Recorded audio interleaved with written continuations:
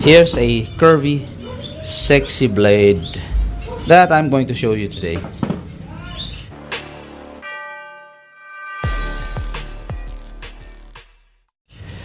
So hello there everyone, Assalamualaikum sa ating lahat. Here's a quick video for you. Gusto ko lang ipakita, pag malaki sa inyo, itong bagong blade acquisition natin galing sa Tugaya, Lanao del Sur, gawa ng isang Maranao. So in my quest for getting a blade from every region of the Philippines, although nakumpleto ko na ito, I have a blade from every region of the Philippines. It didn't stop there. Hindi natapos doon ang paghanap natin, blade hunting natin, no? For blades na gawa ng mga bantog at kahit hindi pa bantog na mga panday sa Pilipinas, as long as nakikitaan natin ng magandang skills and good craftsmanship. Nevertheless, tayo gumagawa din tayo ng mga blades, you know? Marami tayong mga gawa na, sariling gawa natin. But still, as a collector, tuloy-tuloy pa rin ang kaadikan natin sa blades. From time to time, we get to see products or groups of people or individuals na may mga magagandang produkto, blade products. And so, yun, it made us inquire and eventually purchase a knife or knives from them. So here's one. I found this guy in Facebook. Ang pangalan niya ay Rambo Blacksmith. Malupit, no? Rambo. He's based in Lanao del Sur, particularly in Tugaya. Now, Tugaya, I have been assigned in Lanao del Sur dati. And I've known Tugaya as a place where a lot of crafts are being manufactured. Yung mga binibenta sa mga antique shops, mga moro, artifacts, mga crafts, and mga pang-display. Marami ang nanggaling sa Tugaya. They have a lot of skilled craftsmen there. So nung nakita natin yung Rambo Blacksmith, nakitaan natin ng quality craftsmanship, no? Yung mga ukit. Obviously, ang mga blades na nanggaling doon ay yung mga Moro blades like Barong, Chris, stuff like that. And for a while, I was thinking na magpagawa ng isa or bumili sa kanya ng blades or kung anong meron. But it's just that malalaki, and I am not a bolo or sword collector. I am a knife collector. So I contacted the guy and subukan kung pwede magpagawa customized. Now, we have agreed on a blade. So kasi parang common na rin yung mga Chris and Barong.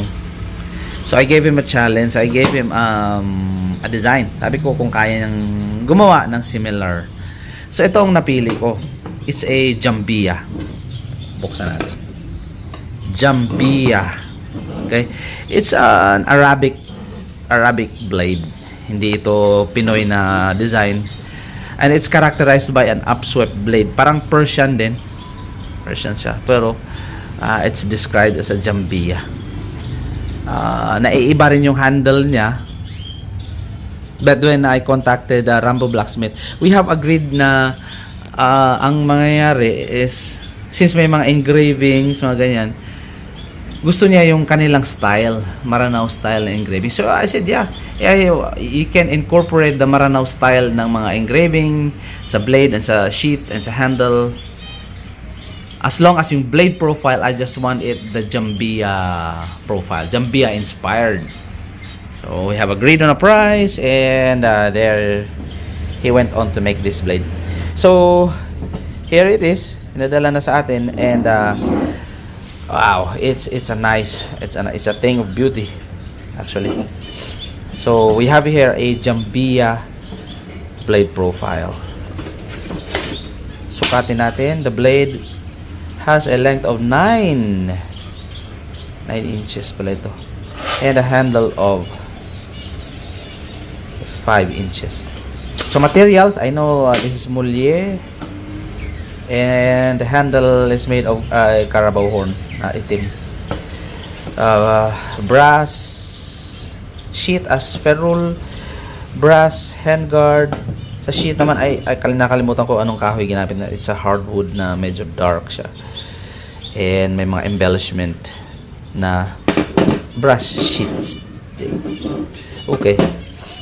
So, what can we say? First impression, maganda naman siya, no? Good contrast between the dark carabao horn and wood sa golden color of the brass. I think I can polish this one to make it shine, and that's it. Yun lang ang gagawin natin.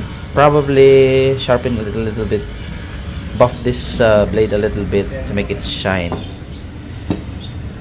It's a double edge knife. Ganda, no? Dahil sa gitna niya, he kept the middle part thicker. So medyo mahirap ito i-grind, hindi siya madali. Kasi you have to leave this one raised tong sa ano niya, pinakagitna niya. May mga ekes-ekes and stripes na design. And then on the ferrule may pressed ito, hammered design. Hindi siya in-engrave pala. Pinukpok ito eh. Sa underneath the handguard ay meron din engraving.